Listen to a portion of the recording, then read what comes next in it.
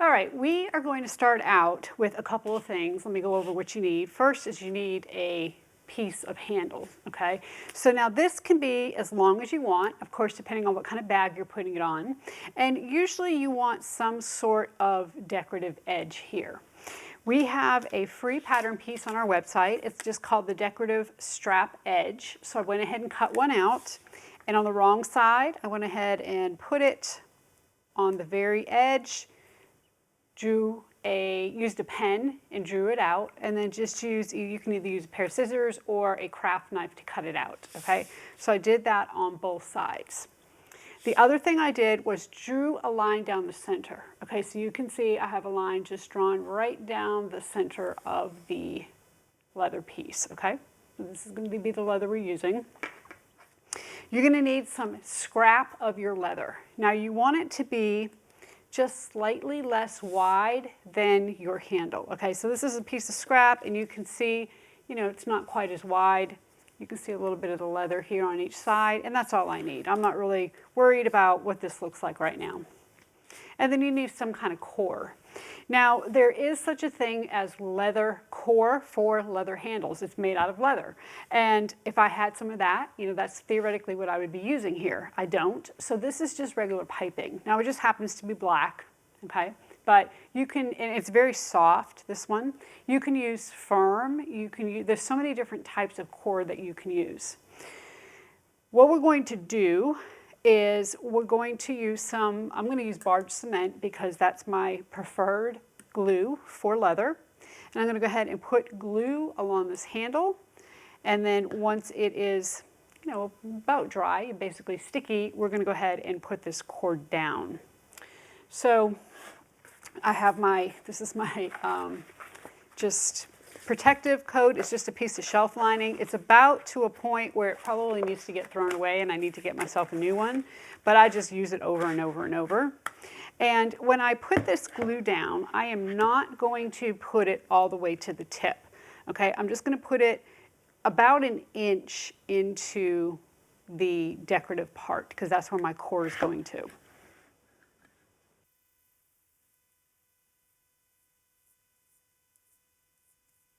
Now when you put this glue on, you're going to want to make sure you get all the way to your edges.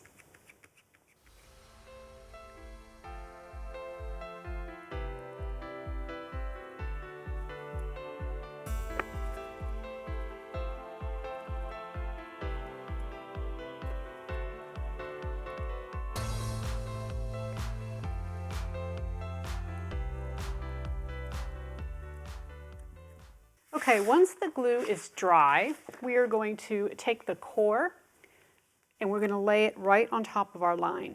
Now you want to make sure you center this on your handle. So I'm just going to kind of take a quick little note as to where the center of this handle is. And you don't have to, I'm just going to put a little mark with my pen. And then the center of the core, and stick that right on top of that line.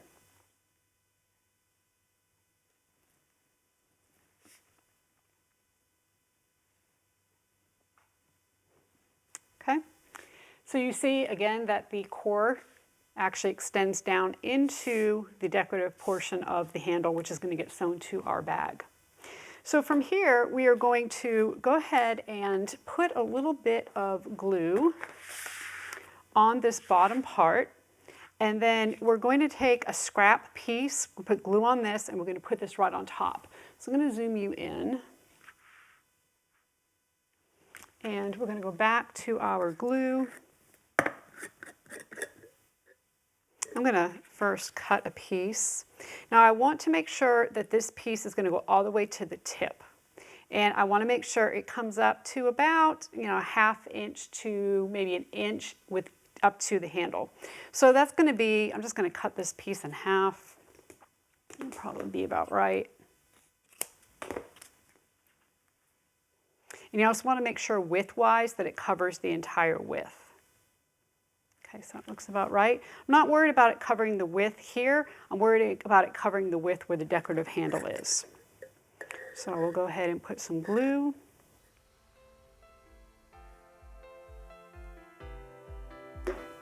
And again, make sure you get all the way to the edge.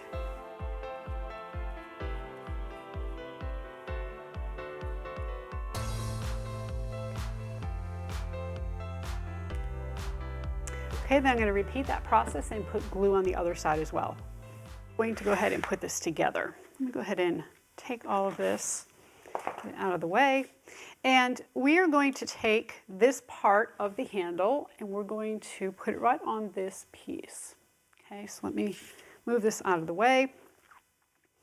And I want to make sure I have, again, enough leather up here so that when I pinch these together, it hides it and get all the way to the point. So I'm just going to take the point of this, put it right at the end, and go ahead and push this down.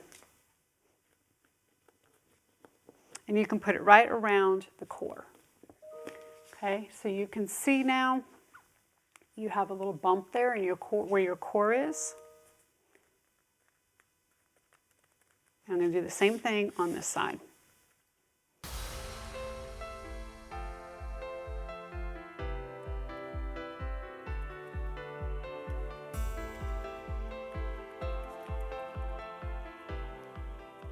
Okay, now from here, I'm going to take the rest of the handle and I'm just going to fold it up and make sure, if I can, to get these edges meeting. We're going to trim them afterwards, but I want to get them as close as possible and make sure that I fold this leather right around that core, okay? Now, before I fold it here at the end, I want to go ahead and trim this area. So you, again, can either do that with a craft knife or you can use scissors, whichever is easier for you. And you're just going to use the main part as a guide and go around. I'm actually going to use a craft knife. So of course, when using a craft knife, you want to get back down to your cutting board. I'm just going to very carefully cut around.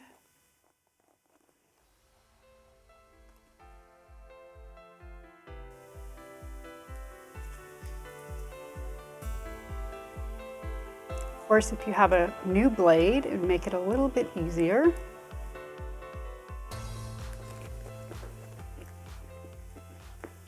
Okay, so from now that that's completed, I'm going to go ahead and finish up by pinching these together. Now, we don't have any glue on the leather right here, so you can actually take a wonder clip to hold that in place.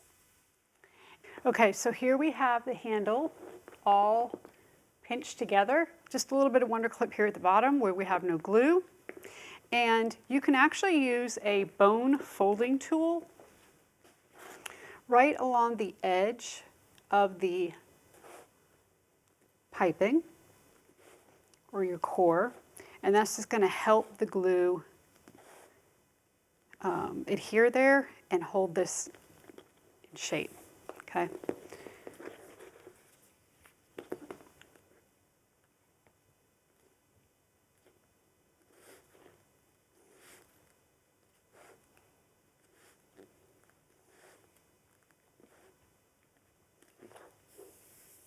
Okay, so now we're going to go to the machine, and you're going to want to use either a piping foot if you have it, or if not, you're going to need to use your zipper foot because we're going to stitch as close as we can to the piping. Now, I have a 1/2 inch piping foot, and you can see here that I have a pretty big area that I can fit a piece of piping. This piping is actually 0.39. It's not quite 1/2 inch, but it will get close enough so that when I stitch with it, you can see that that piping is going to fit right there in that groove, and I'm going to be able to stitch super close to the core. If you do not have a piping foot, no worries. All you have to do is remove your back presser foot and attach your zipper foot, and then you'll be good to go. So I'm going to go ahead and put my piping foot on, and then we'll stitch the handle. Okay, now that my piping foot is on, I'm going to go ahead and stitch starting here at this point and then stitch all the way over to the other side.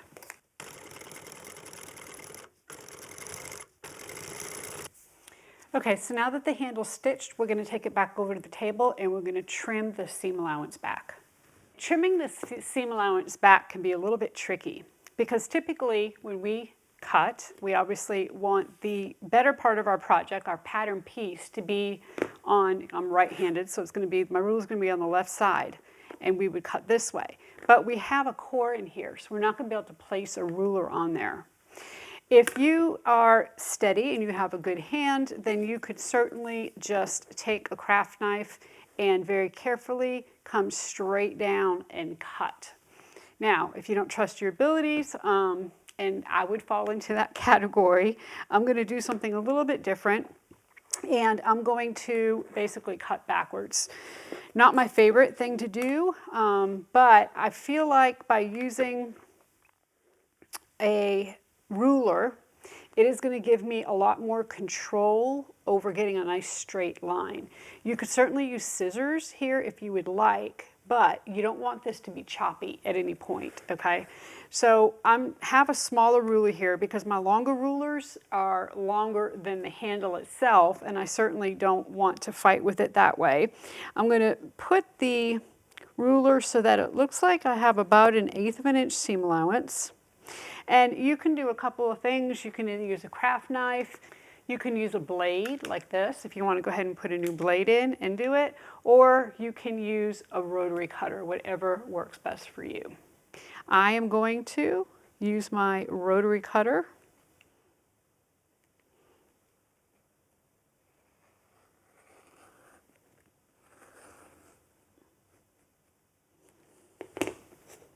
Okay, I didn't go all the way to the end because I didn't want to accidentally cut my little end. So I'll just use a pair of scissors to get that part off. Okay, and then I will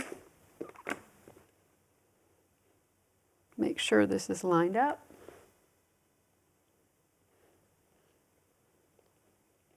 And then just use scissors to cut this very end. Now the end's a little thicker because remember we had 2 layers of leather in there. Okay, so from here we pretty much have our rolled handle done. Now, typically at this point what you want to do is go ahead and base coat, put a layer base coat all the way around the handle, including this section here, and also some edge paint. Now, if you're using a veg tan leather, obviously you're not going to finish it that way. Instead, you're going to burnish it. This is a chrome tan leather, so I will do the base coat and the edge paint. Once that is completed, then we would stitch this onto our bag. Now, when we stitch it onto the bag, you're going to need to use a little bit of double-sided tape. We do have the core coming down into the handle a little bit. So we're not going to stitch across. Instead, we're going to come up to the end. We're going to come down and kind of do a little V and then go around the rest of the handle. So I'm going to take another scrap piece of leather, and I'm going to use a different color, a solid color, so that everything doesn't blend in too much. And I'm going to go to the machine and I'm just going to stitch down one of these so you can see how that is done. Again, make sure you base coat, edge paint, all that before you do this stitching. We're going to go ahead to the machine and stitch this handle down as if this was the front of the bag. Okay, we are going to pretend this is the front of our bag, and we have our handle completed here. We're going to pretend the handle is base coated or has some edge paint on it and everything's looking all pretty. Even without it, it still kind of looks pretty. So we have, you can see the bump here, okay, that's where our core comes down to. We can't stitch across that, and we don't want to.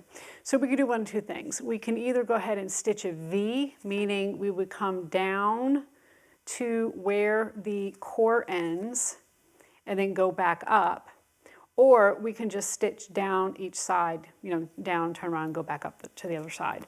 I am, after you know, thinking about it and kind of go back and forth, I decided once I got over here that I really just wanted to stitch down each side. So the first thing I'm going to do is to take and put a small dot right at the point I want to turn.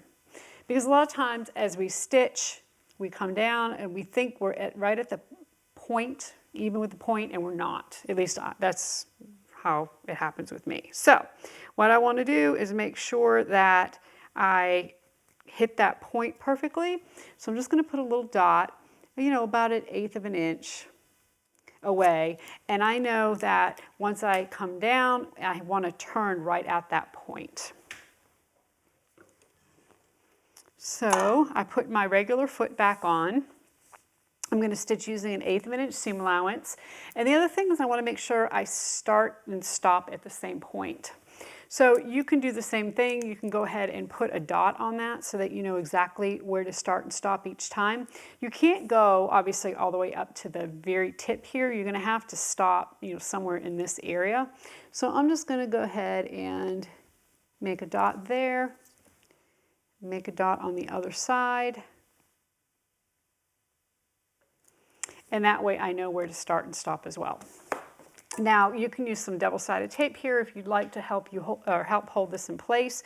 But I was making this on a bag and I want to make sure it's exactly straight. It's not going to shift on me. That's exactly what I would do. For this purpose, I'm just going to go ahead and stitch. Now, you might need your zipper foot, especially when you're up here at this point. I think I do. Even though I switched this out from the cording foot, I still think my zipper foot is going to be a better option so that it doesn't, this larger part of the foot doesn't interfere with the core part. So let me go ahead and put that on real quick. It's an easy fix. Take the time to do it. It'll make a difference. Definitely in the stitches and in how your project works or looks. And of course, this is easy to do. Okay, it just takes a minute. All right, so now I'm going to go ahead and stitch. Now, this is not a part that you want to pull your threads through to the back, okay? This is your handle. This is gonna basically, you know, depending on how much you stuff your bag, it could be the deciding factor on whether your handles fall off. So back stitch here, okay? Go ahead and do a little back stitch. I am going to do 1/8 of an inch. Again, come down to that point and then go up to the other side.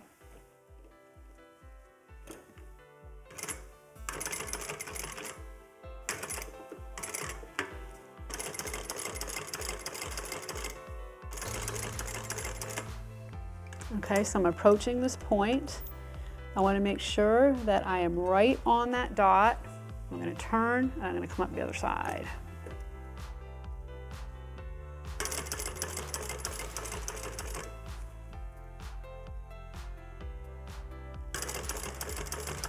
I'm going to make sure I stop right at that dot I made on the other side.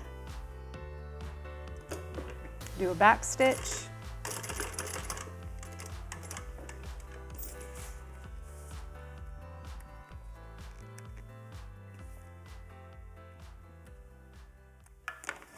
Okay, and you can see from the back how that's stitched on. And then from the front, here we have it, okay? And that's on there good, okay? So that is how you do a leather rolled handle. Of course, you'd stitch your other one on the other side. You would use thread to match. All that would blend in. This leather is like a lizard leather, so your stitches, whenever you stitch on this type of leather, they fall in the ridges and they always tend to look a little bit wonky. I mean, that's just how it does. So you really want to make sure when you're using this type of leather, you match your stitches or you match your thread to your project, okay? So I hope you enjoyed that tutorial, how to make a real leather rolled handle.